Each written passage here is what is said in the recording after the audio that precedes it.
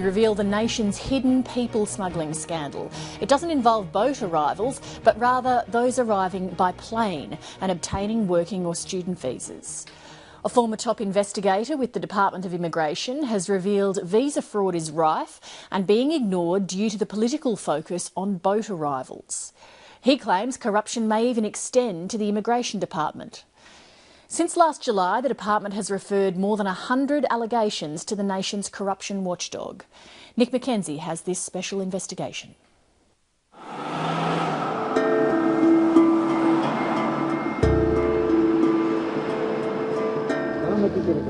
In a Melbourne hotel, a fixer in the underworld of Australia's corrupt trade in skilled and student visas is plying his trade.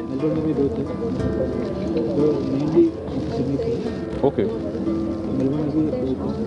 Over coffee with an undercover operative, the fixer explains he knows employers willing to create fake jobs for foreigners. अच्छा, ठीक, really good. वाह, तो superannuation और tax सारा बढ़ते हैं. काम भी करना पड़ेगा. काम करने तो extra पैसा देगा. Hidden cameras record the conversation as the fixer talks about arranging false paperwork in exchange for cash. बिल्कुल. तो उसका क्या cost है वहाँ से? हाँ. I've been hearing 50,000 for many years now. And stories we have known, people have paid up to $80,000 and they usually pay cash.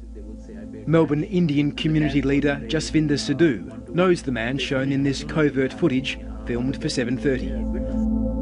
Last year, this same man messaged him on Facebook, offering him a stake in the visa scam scheme. He said very confidently, in any industry we can get sponsorship and we just have to organize the payment. And he even offered me money. And he said for every case, I think $5,000 he was offering. It's 40 to 45,000 grand. In a series of conversations, the visa fixer asked Jasvinder Sidhu to find new visa applicants among his friends and family back in India. The fixer would then arrange for a corrupt employer to provide the paperwork for a fake job and visa sponsorship. They were offering multiple sponsorships in commercial cookery, in mechanics, IT as well, because he said his boss could arrange 457 in IT, information technology. The visa scam came as little surprise to Jasvinder Sidhu. He knows of many Indians who've paid large cash sums to corruptly obtain skilled or student visas in an effort to get permanent residency. I've been hearing it for 8-9 years, and the last time I heard was last week, when somebody paid $45,000 cash. Now Sidhu is determined to expose what he's learned about Australia's immigration underworld. These people will then create your fake timesheets, fake pay slips, and they will pay in your bank account, and obviously everything else will also be fake, which is superannuation and other related documents. So you're paying for a phantom job, and in return you get your skilled visa? Yes. So you are paying extra to get or create a job which doesn't exist, and to create a service which was never delivered, and you're getting permanent residency, which is not fake, which is a real output. What really worries Jasvinder Sidhu is the human cost of the corrupt visa trade revealed by his contact. I knew that he would be exploiting a lot of poor students or people who are looking to migrate, because these people, after paying $50,000, you just need to see the way they live. They live in 10 people in one house, they don't eat properly, and they do maybe work 18 hours a day. We have seen girls being raped by their employers, and we have seen people having injuries at work. For example, their thumb was cut, or they had other major injuries, and they did not complain. A girl contacted me, and she sent me her report, and she was repeatedly raped at work. And she didn't speak out. Because she was scared she would... Oh yes, because permanent residency, I think, is a bigger incentive. I can certainly see why people don't speak up. I've put myself in a position where I'm exposed as a result of clear misuse of the system. Murphy Pipe and Civil's highly experienced and mobile workforce of more than 1,500 employees are guided by... The rorting of Australia's immigration system has taken place on some of the nation's biggest mining and infrastructure projects. These people aren't just here to work, they're here to get permanent residency. For the first time, Clint Raven is speaking publicly about the hiring practices of his former employer, multinational construction contractor Murphy Pipe and Civil. As a business, we were sponsoring visas for workers as project coordinators, project administrators, where that role didn't exist on our site, and these people were actually, their actual job was as a labourer on the ground. He was shocked as he dug deeper into what appeared to be blatant visa fraud. We would have employees be sponsored as quite a senior role, but be operating an excavator or working as a labourer. Many of these people didn't have the training even to operate machines when they came to the country. Raven said he personally identified at least 30 workers at Murphy Pipe and Civil who appeared to be in breach of migration laws, and suspects there were many more, often aided by federal government licensed migration agents. How were they getting away with it? I don't know. I don't know. They were working very closely with immigration agents that were requesting they change resumes to suit a role better. And once the migration agents were in on the scam. Oh, most definitely. Yeah. They were advising them on how they could get the loopholes. Raven took his concerns to the immigration department and says they did not appear serious about dealing with the visa rorting.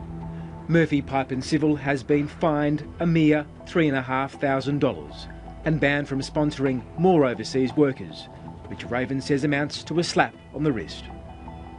In a statement, Murphy Pipe and Civil denied deliberately rorting the visa system and said it was appealing the ban on sponsoring more foreign workers, as the ban was wholly unreasonable.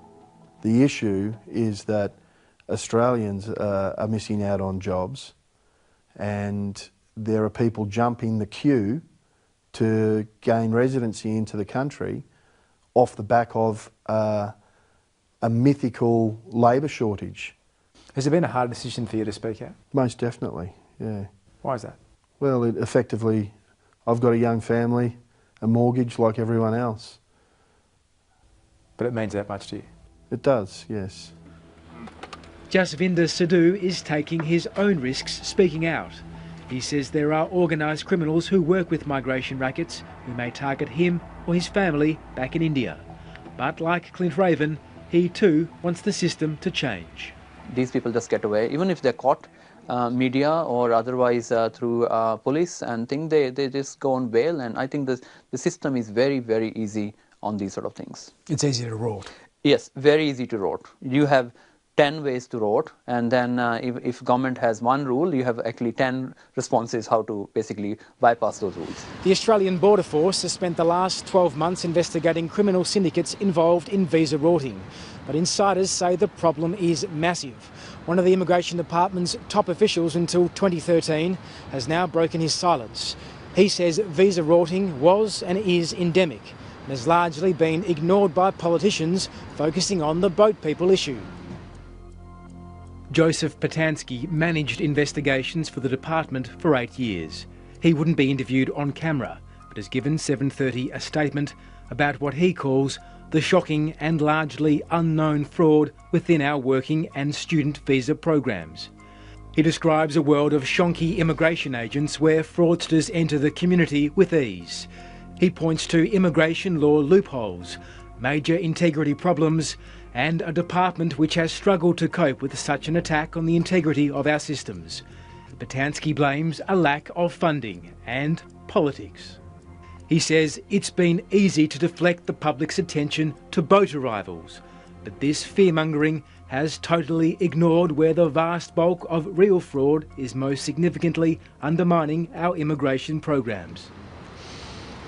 Tonight, 7:30 can reveal there are corruption allegations inside the Immigration Department.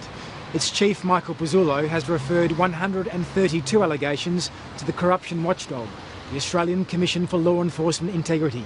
They are just allegations, and the department disputes many of them. They raise the prospect that some officials are involved in the visa rorting. Yes, there's a corruption from top to bottom. Thousands and thousands of people are being sponsored, and they're all fake. The whole system cannot work that smoothly if there's no corruption in the system. Someone on the inside has to know. Oh yes, definitely. Even if you do a bit of overspeeding, you are caught. But this is a huge corruption, huge level of corruption, and it is so widespread. Nick McKenzie reporting, and that story was produced by Leslie Robinson.